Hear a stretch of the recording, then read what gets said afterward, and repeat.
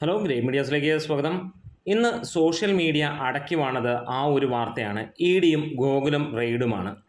E ഡിയും ഗോകുലവും ആയിട്ടുള്ള connection എങ്ങനെ? അത് എമ്പുരാനിൽ നിന്ന് തുടങ്ങിയതാണോ? ഇതെല്ലാം ചോദ്യം വരുമ്പോൾ ഒരു കാര്യം ഉറപ്പിക്കാം. എമ്പുരാന് മുമ്പേ ഗോകുലം ഗോപാലനും അല്ലെങ്കിൽ ഗോകുലം മൂവീസും അതേപോലെ തന്നെ ഇ ഡിയുമായിട്ടുള്ള ആ ഒരു അംഗം നേരത്തെ തുടങ്ങിയതാണ്.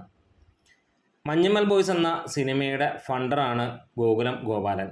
ആ ഒരു സിനിമ നമുക്കെല്ലാവർക്കും അറിയാവുന്നതുപോലെ തന്നെ പണപ്പെരുപ്പം അല്ലെങ്കിൽ കളക്ഷൻ പെരുപ്പിച്ച് കാണിച്ചതാണ് എന്നുള്ള റിപ്പോർട്ടുകളാണ് ഇ ഡിയിൽ നിന്ന് പുറത്തു വന്നത്. 240 കോടിയോളം നേടിയ സിനിമ എന്ന് പറഞ്ഞ് ഇ ഡി പിടിച്ചു കഴിഞ്ഞപ്പോൾ 140 കോടി മാത്രമായ സിനിമയായി മാറിയത്.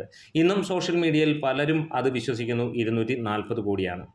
ഇനി എമ്പുരാനെ സംബന്ധിച്ചിടത്തോളം ഒന്ന് വിറപ്പിക്കുക തന്നെയാണ് കാര്യങ്ങൾ എന്നുള്ളതാണ് സോഷ്യൽ മീഡിയ ഇന്ന് പറയുന്നത്. വേറെ ഒന്നുമല്ല, ഗോകുലത്തിലുള്ള റെയ്ഡാണ്. അദ്ദേഹത്തിൻ്റെ അല്ലെങ്കിൽ ഗോകുലം ഗോപാലൻ്റെ ചെന്നൈയിലും ഒക്കെയുള്ള അദ്ദേഹത്തിൻ്റെ കമ്പനികളിലും അല്ലെങ്കിൽ ബിസിനസ് സ്ഥാപനങ്ങളിലുമെല്ലാം റെയ്ഡ് നടന്നു എന്നുള്ളതാണ്. അതിൻ്റെ വിശദാംശങ്ങളും കാര്യങ്ങളും ഒന്നും പുറത്തു വന്നിട്ടില്ല. പക്ഷേ ഈ ഒരു വാർത്ത വരുമ്പോൾ അത് എമ്പുരാനെയും ബാധിക്കുന്നു എന്നുള്ള തരത്തിലാണ്. എമ്പുരാൻ്റെ ബഡ്ജറ്റിനെ കുറിച്ച് തന്നെയാണ് നമുക്ക് അറിയാനുള്ളത്. എമ്പുരാൻ എന്ന സിനിമ ലൈക്ക ഉപേക്ഷിച്ച് പോവുകയോ അല്ലെങ്കിൽ ലൈക്ക പ്രശ്നത്തിൽ നിന്ന് രക്ഷിച്ച ഗോകുലം ഗോപാലിനെയാണ് നമ്മൾ കണ്ടത്. പിന്നീട് ഈ സിനിമയുടെ കളക്ഷനും കാര്യങ്ങളുമൊക്കെ വരുമ്പോൾ പലരും പല സ്ഥലങ്ങളിലും ഇരുന്ന് പറയുന്ന കാര്യങ്ങളുണ്ടായിരുന്നു ഇതിനെക്കുറിച്ചുള്ള കാര്യങ്ങൾ. അതിനെക്കുറിച്ചുള്ള വ്യക്തമായ ധാരണകളൊന്നും ഇല്ലാത്തതുകൊണ്ട് ആ ചർച്ചയിലേക്ക് നമ്മൾ കടക്കുന്നില്ല. സിനിമ ഇതിനോടകം 250 കോടിക്ക് അടുത്ത് നേടി എന്നുള്ളതാണ് അറിയാൻ കഴിയുന്നത്. ഇവിടെ സിനിമയുടെ കളക്ഷൻ പെരുപ്പിച്ച് കാണിച്ചുവെന്നോ അങ്ങനെയുള്ള കാര്യങ്ങളിലൂടെ ഒന്നുമല്ല റെയ്ഡ് എന്നുള്ളത് എടുത്ത് പറഞ്ഞുകൊള്ളട്ടെ. ഇത് നേരത്തെ ഉള്ള ആ ഒരു കാര്യത്തിനെ ബേസ് ചെയ്തിട്ട് തന്നെയാണ് ഇതിനു മുമ്പുള്ള ഗോകുലം ഗോപാലൻ്റെ ബിസിനസ്സും അതേപോലെ മഞ്ഞുമൽ ബോയ്സും തുടങ്ങിയ കാര്യങ്ങളിലൂടെയാണ് കാര്യങ്ങളെല്ലാം വന്നിരിക്കുന്നത്. അല്ലാതെ എമ്പുരാനെ ബേസ് ചെയ്തിട്ടല്ല എന്നുള്ളതാണ് എൻ്റെ അറിവ്. വരുന്ന ദിവസങ്ങളിൽ അതിനെക്കുറിച്ചുള്ള ഡീറ്റെയിൽ വരികയാണെങ്കിൽ നമുക്കത് അപ്ഡേറ്റ് വരാം. ഇനിയും എമ്പുരാനെ ഇ ഡി വിറപ്പിച്ചോ എന്നുള്ളതൊക്കെ നമുക്ക് ഇനിയും ചർച്ച ചെയ്യാവുന്ന കാര്യമാണ്.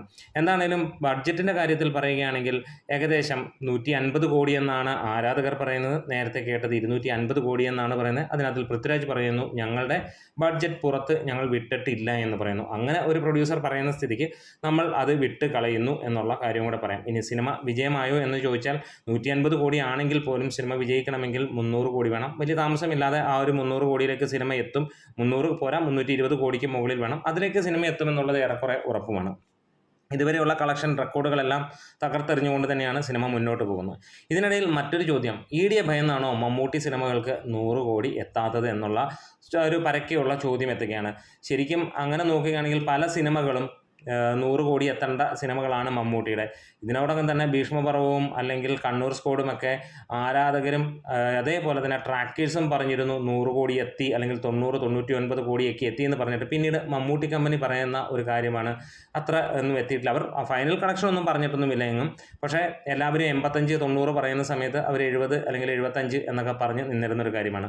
ഇതും സോഷ്യൽ മീഡിയയിൽ സജീവമാകുന്ന ചർച്ചയാണ്. എന്താണേലും ഈ പറഞ്ഞ സിനിമാ മേഖലയിൽ ഇങ്ങനെയുള്ള തട്ടിപ്പുകൾ ഉണ്ടെങ്കിൽ തീർച്ചയായും അത് പുറത്തു വരണം. അതൊരു എമ്പുരാനോ അല്ലെങ്കിൽ ഒരു മമ്മൂട്ടി സിനിമയോ ഒരു മോഹൻലാൽ സിനിമയോ ഒന്ന് ബേസ് ചെയ്തിട്ടൊന്നുമല്ല. അങ്ങനെ ഉണ്ടെങ്കിൽ തീർച്ചയായും വരണം എന്നുള്ളത് തന്നെയാണ്. അങ്ങനെ ഇ ഡി പിടിക്കുകയാണെങ്കിൽ അത് നമുക്കിപ്പം മഞ്ഞുമൽ ബോയ്സിനെ കുറിച്ചാണ് അതിനെക്കുറിച്ചുള്ള കൂടുതൽ കാര്യങ്ങൾ വരുന്നത്. അതിൻ്റെ കളക്ഷൻ തള്ളായിരുന്നു എന്നുള്ളത് ഉറപ്പിക്കുകയാണ്. പക്ഷേ ഇന്നും ആളുകൾ പറയുന്നു എന്തിന് എമ്പുരാൻ്റെ കളക്ഷൻ മഞ്ഞുമലിൻ്റെ കഴിഞ്ഞിട്ടില്ല എന്ന് പറഞ്ഞ് ആളുകൾ പറയുന്നു. എന്നാൽ പോലും ആളുകൾ അത് വിശ്വസിച്ച് പോവുകയാണ്. എന്തായാലും നിങ്ങൾക്ക് ഒന്ന് ചർച്ച ചെയ്യാം. ഇ ഡിയെ ഭയന്നാണോ മമ്മൂട്ടി സിനിമകൾ 100 കോടി എത്താത്തത്? എമ്പുരാനെ ഇ ഡി വിറപ്പിച്ചോ? ഗോകുലം റെയ്ഡ് എമ്പുരാനെ ബേസ് ചെയ്തിട്ടാണോ? ഇന്ന് സോഷ്യൽ മീഡിയയിൽ ഇതിൻ്റെ അതിപ്രസരം തന്നെയാണ്. അതുകൊണ്ട് തന്നെ നിങ്ങളുടെ ചർച്ചയിലേക്ക് വിട്ടുതരികയാണ്. നമ്മുടെ വീഡിയോസ് ഇഷ്ടമെങ്കിലും സപ്പോർട്ട് ചെയ്യണം. Great medias.